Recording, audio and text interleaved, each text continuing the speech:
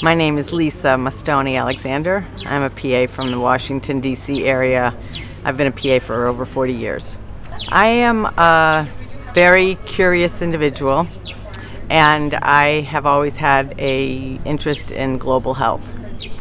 My experience with the conference is that I was a member of the local organizing committee based upon my work with the University of Rwanda over the last 15 years in assisting with the development of the clinical officer curriculum and the program here in Rwanda.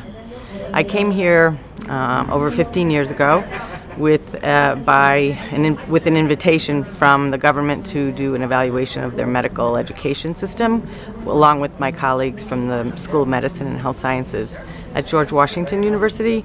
And it was through that trip that began a relationship with the university and a feasibility study that looked at the health workforce for the country of Rwanda after the genocide.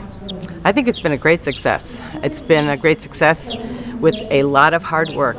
It's not easy to put on an international conference such as this with delegates from all over the world.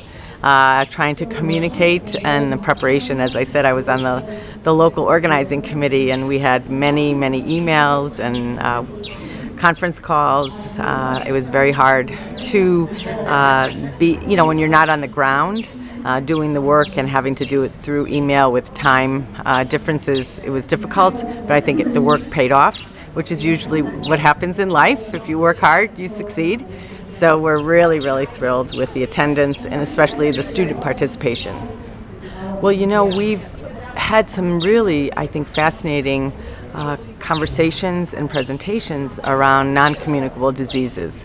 And clearly that is an evolution in medicine here on the continent of Africa, because it used to be infectious diseases that was the major challenge. But as people have, conquered those, or at least made a dent in the treatment and impact in the care of people with malaria, tuberculosis, HIV.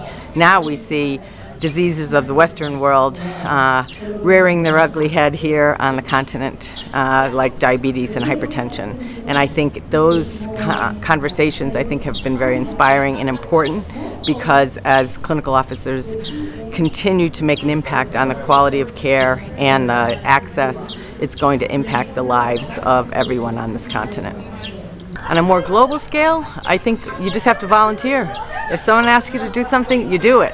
You don't wait and say, well, I have to check with this one or that one. If you really want to work and contribute, just get involved. It's not hard.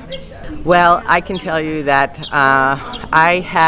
when I entered this profession 40 years ago, I never in my wildest dreams thought it would be as big as it is. And this global expansion that we're seeing, I think, is just an absolute paradigm shift. I think medicine is a team sport, and we're all members of that team. And as everyone says, there's no I in team. And I think clinical officers embody that sentiment.